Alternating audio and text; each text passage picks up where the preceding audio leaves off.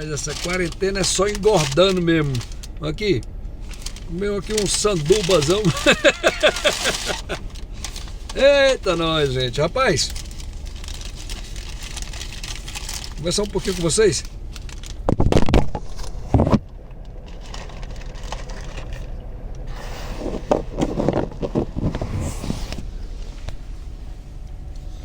A emoção foi tão grande que o telefone caiu. Vamos fazer o seguinte, deixa eu mudar aqui um negócio. Espera aí, só um instantinho, gente. É caldo de cana show total, tudo feito na hora. Deixa eu apertar aqui o negócio, espera aí. Calma, muita calma nessa hora. E quer saber, não vou editar não, vai ser assim mesmo. O telefone caiu. Na hora que ele viu o sanduba, esse sanduba é bom, viu, rapaz? Se um dia você vier pro Canadá, lhe aconselho muito. Vai ficar pra cima a imagem. Espera aí, primeiro eu vou botar o telefone. Depois a gente ajusta aqui. Não, tá boa. Eu lhe recomendo muito. A&W. Um sandubazão primeira. Enfim. Essa questão aí essa confusão ferrada que tá no Brasil. Moro, os filhos do presidente, diretor-geral da PF. Mas o negócio é muito triste. Eu fico muito triste com tudo isso que está acontecendo. Eu não comemoro de forma alguma. Pelo contrário, eu lamento muito. Mas eu preciso ser coerente. Eu não vou ficar fazendo malabarismo mental para tentar tapar o sol com a peneira, né? Como diz lá no meu Ceará. E isso, na minha opinião, o grande responsável por toda essa confusão que está envolvendo o presidente Bolsonaro, o governo do presidente Bolsonaro, é o próprio filho dele. Ou os filhos, talvez. Tem 3 deles que estão sendo alvos de inquérito, de processo, enfim, de procedimento judicial. Um deles, que é o mais notório de todos, é o Flávio Bolsonaro, que era deputado estadual no Rio de Janeiro.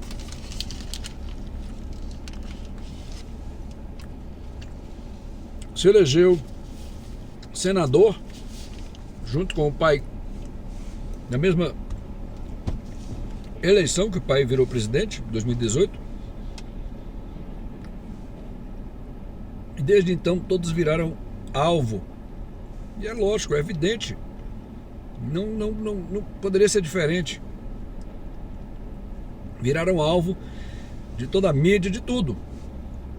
E aí estourou a questão das rachadinhas na Assembleia Legislativa do Rio de Janeiro. Isso é uma prática que praticamente todos os políticos fazem. A minha opinião é que na hora que esse negócio surgiu, Flávio Bolsonaro deveria assumir e dizer o seguinte: olha, realmente essa é uma prática comum.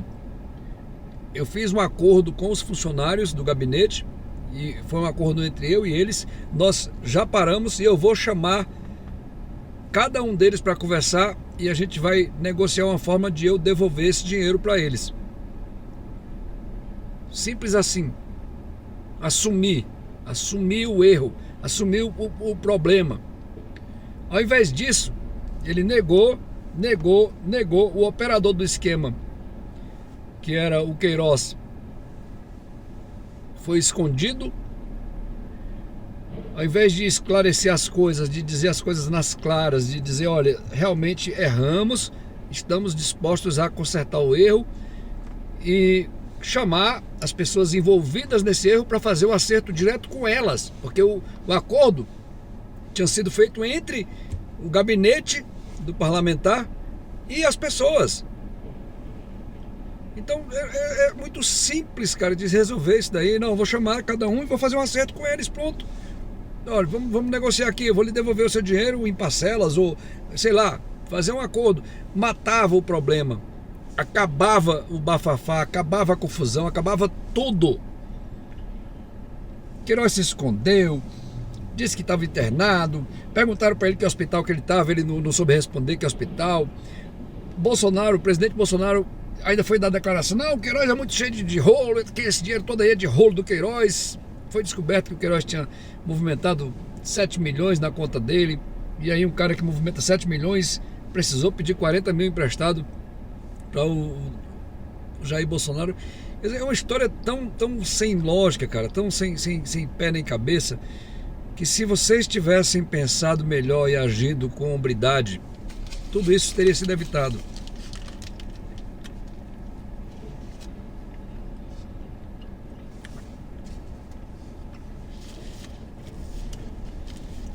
Mas por que insistiram em negar algo que era óbvio, algo que estava na cara? O resultado foi mais investigação, mais a imprensa fuçar e atrás, mais as coisas foram cavadas. E você não pode agora culpar a imprensa de ter feito isso não, cara. Essa é a função deles, esse é o papel deles. A imprensa tem que ser livre para fazer o que eles acham que é correto. Não, vamos investigar isso aqui. Tá certo, cara. A imprensa é para fazer isso mesmo. Em todos os partidos, em todo político, em toda figura pública, a imprensa tem que ir atrás de vasculhar, de fuçar. E por que foi negado? Porque perdeu-se a oportunidade de dizer com clareza, olha, tá certo, pisamos na bola, me desculpem, vamos consertar. Por que foi evitado isso?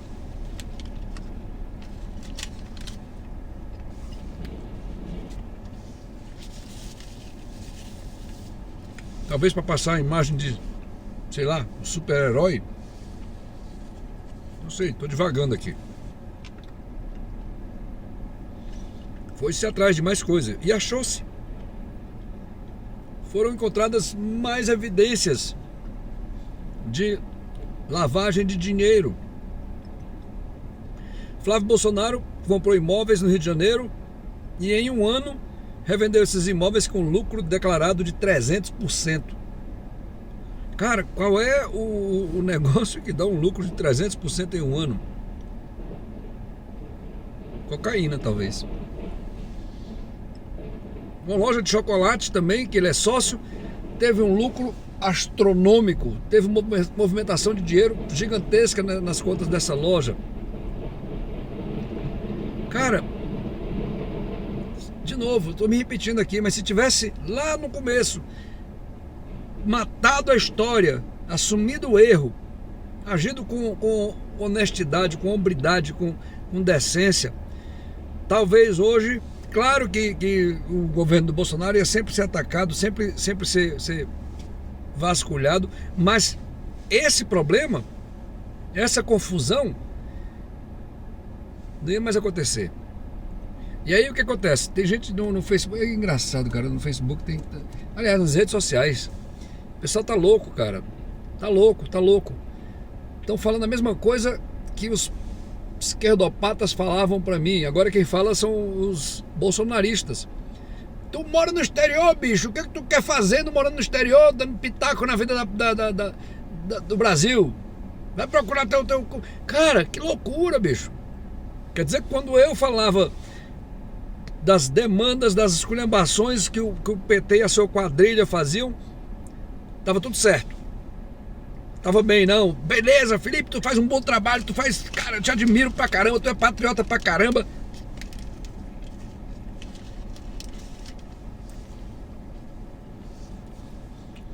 Faz isso, vai, continua. Mas na hora que mexe com um político de estimação, putz, se ofende. Eu tenho um grupo que eu participo do WhatsApp,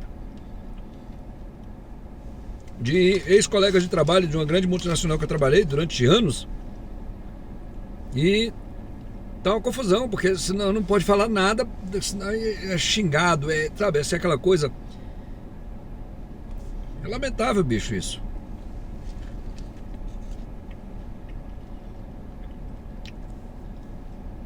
Quer dizer que se não for falar de bem do meu político de estimação.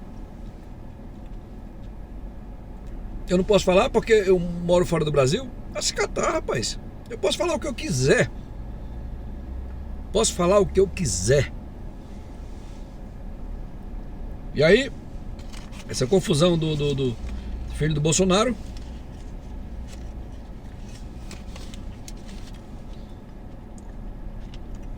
Como ele se elegeu senador da República, a lei brasileira define que senadores têm suas questões enviadas para o Supremo Tribunal Federal. E quem passa a investigar é a Polícia Federal. E a Polícia Federal, ela não é um órgão do governo que está no poder naquele momento. Tipo assim, o PT está no governo do Brasil, então a Polícia Federal tem que fazer aquelas coisas que o pessoal do PT gosta, que acha que tem que... Não, não. A Polícia Federal é uma instituição autônoma do Estado brasileiro. E ela tem que investigar, independente de que quem esteja no poder, se é A, B, C, D, partido de direita, de esquerda, de centro, do que seja.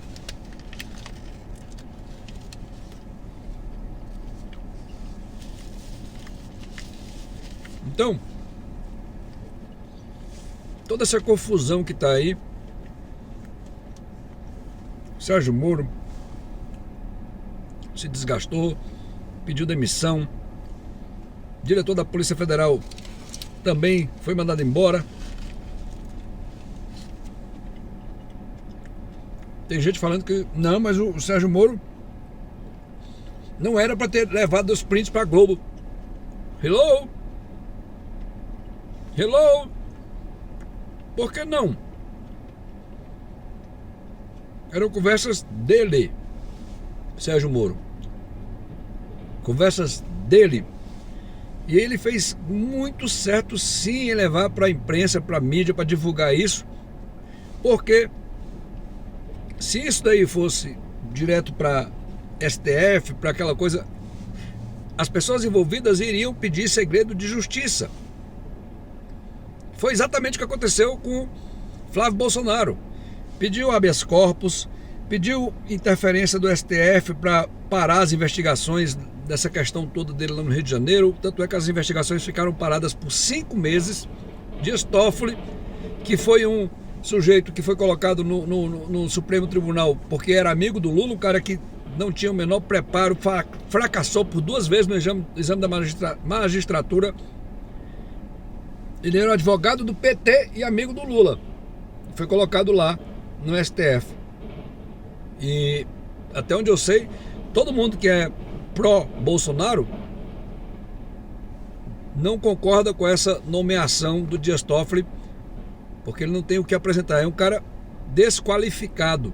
O Dias Toffoli é desqualificado no verdadeiro sentido da palavra. Ele não tem a qualificação necessária para estar na Suprema Corte. Tem um vídeo dele, inclusive eu já fiz vídeo aqui no canal sobre isso, e vários outros youtubers também fizeram, que ele se gaba, ele se exalta porque roubaram ele e a turma lá do escritório que ele trabalhava, roubaram um processo. Tiraram o processo da justiça. Cara, que loucura, bicho.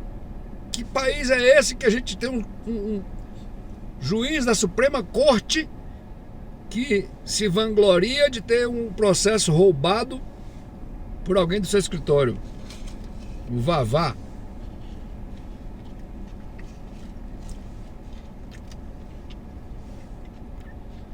Pois bem, foi pedido de segredo de justiça, foi pedido habeas corpus, foi pedido interrupção das investigações.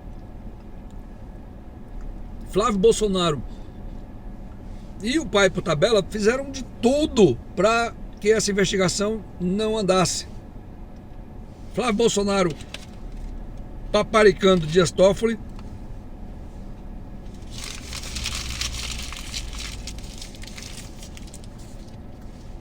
Jair Bolsonaro também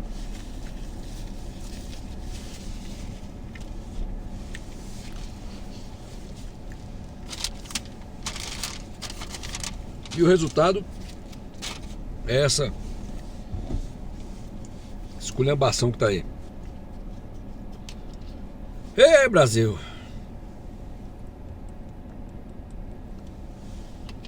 É lamentável, muito lamentável, porque pela primeira vez, desde que o Brasil saiu do regime militar, que nós temos um governo onde os ministros não foram escolhidos por indicação partidária, por essa coisa do toma lá da cá, de eu te ajudo, tu me ajuda, você isso, não era assim. Nós tivemos um ministério técnico e os resultados estavam aparecendo. O número de homicídios do Ministério do Sérgio Moro, que tem gente agora, que tem bolsomínio gado, dizendo que o Moro não fez um bom trabalho no Ministério. Que é isso, cara? O Moro entregou os melhores números que o Ministério da Justiça já viu em décadas. Número de homicídios caindo, número de feminicídio, que eu não sei nem porque que usa essa palavra, assassinato de mulheres caindo. Várias coisas sendo feitas, bandidos, donos de quadrilha, de facção sendo transferidos, bandidos perigosos sendo transferidos para outros presídios, para ficar isolado das suas bases. Quer dizer, uma série de coisas foi feita na área da economia. A reforma da Previdência, que já tinha sido tentada desde o governo Lula, Dilma, Temer, foi aprovada com a ação vigorosa de Paulo Guedes, a taxa de juros caindo para a menor da história do Brasil. Quer dizer, investidores olhando para o Brasil com olhos de esperança, de achar que não, o negócio agora vai, o Brasil vai. E aí acontece essa meleca toda porque o filho do presidente não foi homem suficiente para assumir seus erros. Toma vergonha, Flávio. Agora é tarde. Agora é tarde. Agora, como se diz, a vaca foi pro brejo. Tem dezenas de pedidos de impeachment contra o presidente Bolsonaro. Vai ser um inferno. Esses 2 anos e meio que falta ainda para terminar o mandato dele.